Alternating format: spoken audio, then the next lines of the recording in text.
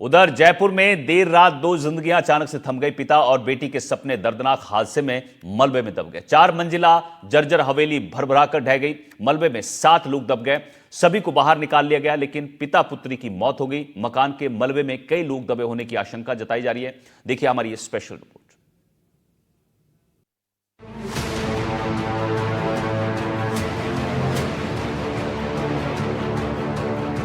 जयपुर में जिंदगी थम गई, सपने मलबे में दब गए, लेकिन वक्त अब भी चल रहा है। सुभाष चौक इलाके का ये 5 मंजिला इमारत कभी हंसी खुशी से गुलजार रहती थी। बच्चों की खिलखिलाहट सुनाई पड़ती थी यहाँ, लेकिन अब बचा है ढेर सारा मलबा और उस पर बिखरे जख्म।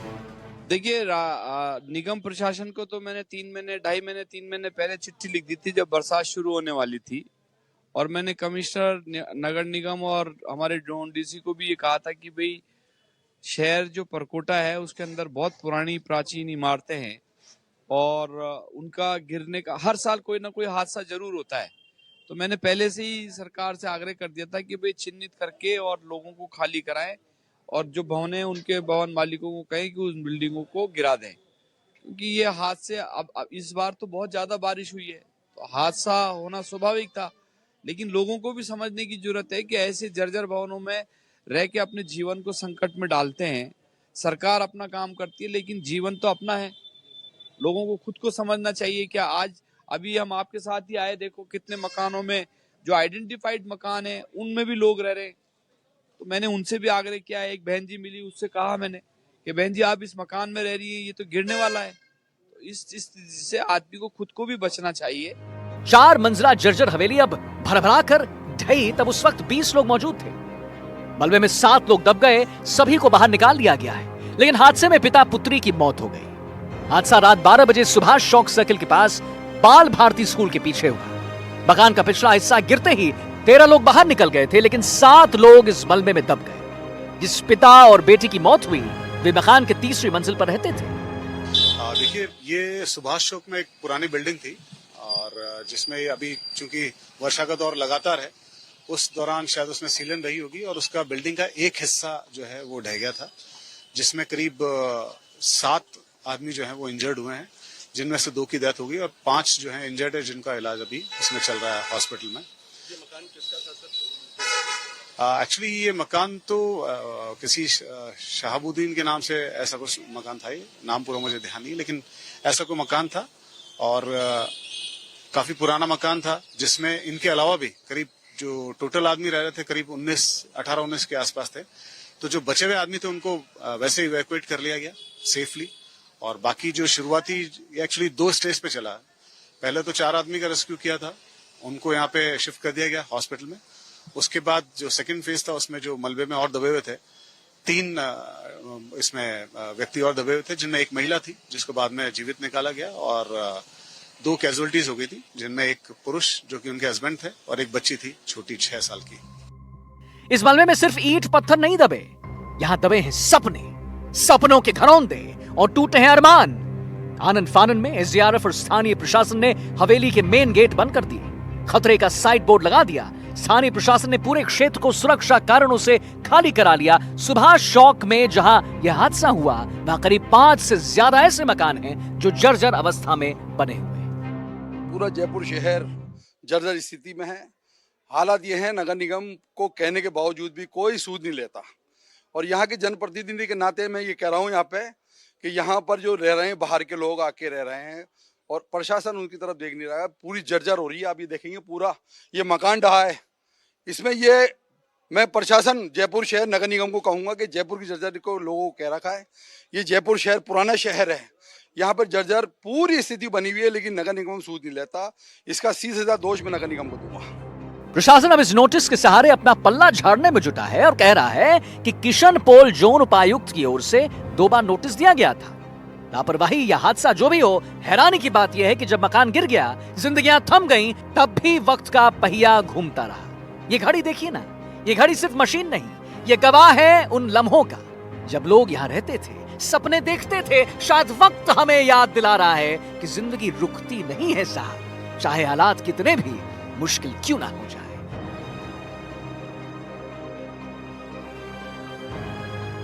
मैं इस वक्त राजधानी जयपुर की चार दीवारी में सुभाष सर्किल स्थित उस जगह पर हूं जहां कल रात को दर्दनाक हादसा हुआ, जिसमें 7 लोग मलबे में दब गए थे और 2 लोगों की अभी तक मौत हो चुकी है। हालांकि सभी लोगों को बाहर निकाल लिया गया है, लेकिन अभी भी 3 लोगों की हालत गंभीर है। प्रभात और उसकी 6 साल की बेटी पीहू की मौत हो चुकी है इस हादसे में, और उसके बाद से जो 3 लोग हैं उनकी हालत गंभीर है। उनकी पत्नी सुनीता की हालत गंभीर है और उन्हें एसएमएस अस्पताल में भर्ती कराया गया है। रात को ही यहाँ पर एसडीआरएफ और पुलिस का प्रशासन पहुंच चुका था और बचाव कार्य किए गए। देखिए आप किस तरह से ये जो मकान है वो गिर गया। यहाँ पर अभी कुछ बर्तन हैं जो गिरे हुए हैं, यहाँ पर कपड़े सूखे हुए हैं, और दीवार पर अगर आप घड़ी देख पाएं तो किस तरह से देखिए वो दीवार की घड़ी टक टक टक अभी भी सही वक्त बता रही है और अभी भी चल रही है। लेकिन जो यहाँ पर रहने वाले लोग हैं उनकी सांसें अटक चुकी हैं, अब उनका वक्त बदल चुका है। कल रात को जब ये लोग सोए होंगे तो शायद उन्होंने नहीं सोचा होगा कि उनके लिए अगली सुबह इतनी दर्दनाक होने वाली है। और ये दिखाता है कि किस तरह से जो जर्जर भवन थे उनका सर्वे नहीं कराया गया। प्रशासन, नगर निगम की गंभीर लापरवाही भी इसमें दिखती है, इसमें सामने आ रही है कि अगर सर्वे हो पाता समय पे, अगर जो जर्जर भवन है उनको डिमोलिश कर दिया जाता तो इस तरह के जो हादसे हैं उन्हें रोका जा सकता था, जो मासूम जिंदगियां खत्म हुई उन्हें बचाया जा सकता था। लेकिन इस तरह के कोई इंतजाम नहीं किए गए, किसी तरह का कोई सर्वे नहीं किया गया और इस वजह से ये भयानक हादसा हुआ। देखिए किस तरह से बर्तन यहाँ पर बिखरे हुए हैं, कितना दर्दनाक वो मंजर रहा होगा, कितना खौफनाक वो मंजर रहा होगा जब ये रात को 12 से 1 बजे के बीच ये बिल्डिंग भरभरा कर गिर गई और लोग मलबे में दब गए।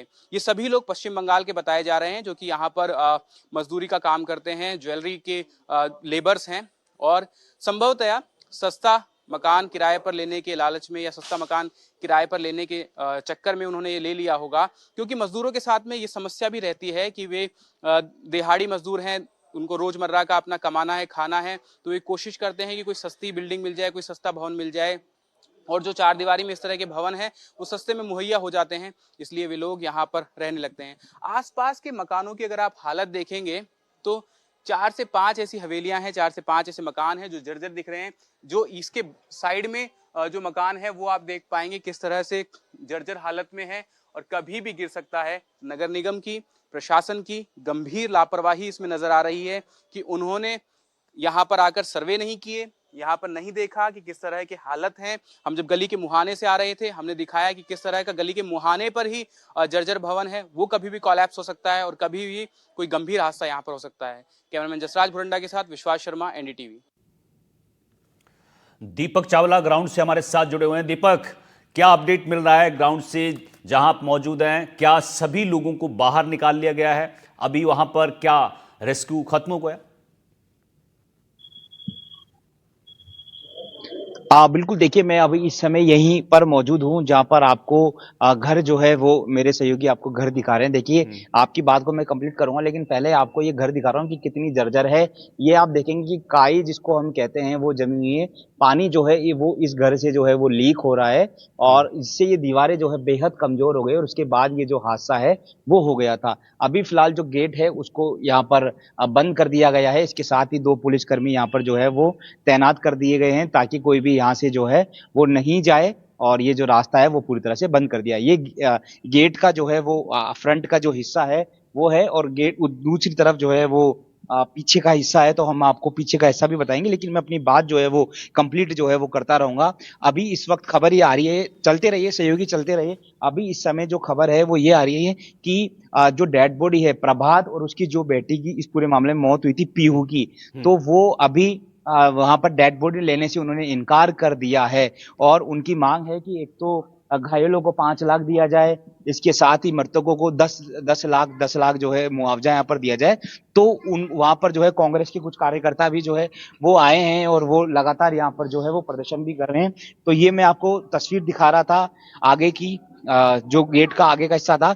अब मैं आपको पीछे की तस्वीर आपको जो है यहाँ पर दिखा रहा हूँ कि यहाँ पर कितनी यहाँ पर किस तरह की हालत जो है वो बने हुए हैं। फिलहाल कांग्रेस के जो कार्यकर्ता है, स्थानीय जो नेता है वो यहाँ पर पहुंचे हैं और अपनी अलग अलग मांगों को लेकर यहाँ प्रदर्शन में कर रहे हैं। क्या कुछ मांगे हैं, एक बार इनसे हम बातचीत कर लेते हैं। क्या मांगे रख रहे हैं आप लोग? सर्वप्रथम तो मैं आपको धन्यवाद करता हूं कि आप यहाँ आए और आप हमारी आवाज को जन जन तक पहुंचा रहे हो। मैं यहाँ पे स्थानीय मैं पड़ोसी हूँ यहाँ पे। एडवोकेट विकल्प जोशी मेरा नाम है साहब। हमारी जो प्रमुख मांगे है सबसे पहले ये लेके है कि जो मृतक परिवार है उसमें जिनको मृत्यु हुई है उनको प्रत्येक व्यक्ति को 10 लाख रुपए मुआवजा दिया जाए परिवार को, और जो घायल हुए हैं उनको कम से कम नहीं मानते हुए 5 लाख रुपए प्रति व्यक्ति दिया जाए। स्थिति बहुत गंभीर है। ये सिर्फ इंतजार कर रहे हैं। आज आपके सामने यहाँ पे जितने भी यहाँ के चाहे मेयर हो चाहे अधिकारी हो चाहे वो सब यहाँ मौजूद है। तो क्या उनको यहाँ की जर्जर स्थिति नहीं दिख रही? सिर्फ जब घटना होती है तभी वो यहाँ पे इस तरह से एक्टिव होते हैं कि साहब हम यहाँ पे करा देंगे मुआवजा। तो क्या सरकार मुआवजे बांटने के लिए बैठी है क्या यहाँ पे? मैं आपको कह रहा हूँ जिस गली से आप अभी यहाँ अंदर आए हो उस गली की मेन रोड की स्थिति आपको दिखा सकता हूँ कि बिना लेंटर के वहां दीवारें खड़ी हुई है, वो कभी भी गिर सकती है। ये सिर्फ उस चीज का इंतजार कर रहे हैं और यहाँ पे होना चाहिए। मैं कहता हूँ मकान मालिक यहाँ इसको तैयारी भी करा देंगे, उसको ठीक भी करा देंगे चीज के अंदर। तो क्या निगम के अधिकारी यहाँ पे आके खड़े नहीं होंगे? आप यहाँ पे बजरी का सिर्फ एक ट्रक ला दो, यहाँ पे एक बजरी की यहाँ पे जरा सी मुट्ठी पर बजरी ला दो, 20 निगम के अधिकारी खड़े हो जाएंगे। क्या काम कर रखा है आपने, परकोटे को बिगाड़ रहे हो ये चीज के अंदर। तो जब वो अगर आपने खुद की आपकी स्थिति इस तरह से है कि परमिशन लेके आओ, कागजी कार्रवाई करो चीज के अंदर, तब जाके आप बनाने दो, तो ये स्थिति तो आपने खुद ही तैयार कर रखी है। क्या आज निगम के अधिकारी इस तरह से उन्होंने इस तरह से ईज ऑफ सिस्टम बना रखा है यहाँ पे? मैं आज एडवोकेट होते नाते मैं बता रहा हूँ आपको, ईज ऑफ सिस्टम स्थिति है कि एक पेपर के अंदर क्या सिंगल पेपर के ऊपर एक परमिशन ली जा सकती है कि साहब मेरे को परकोट है। कम से कम 20 पन्नों का फॉर्म भरा जाएगा, 20 तरह के टेबलों पे वो फाइल जाएगी, तब जाके आपको परमिशन दी जाएगी। और उसके अंदर कितनी रिश्वत दी जाती है तो मैं आपको बता भी नहीं सकता।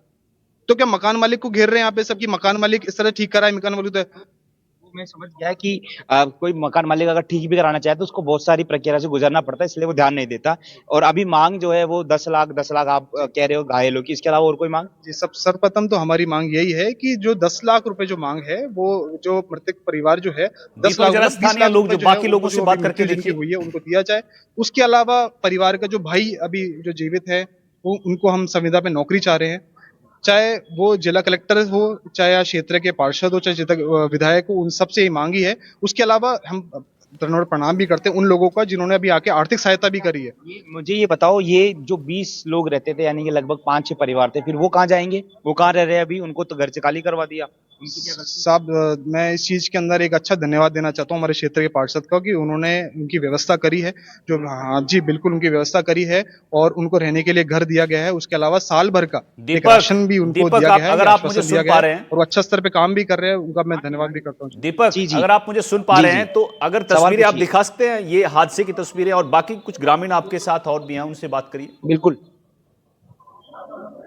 बिल्कुल। पीछे का पोर्शन जो है वो मैं आपको दिखाता हूँ।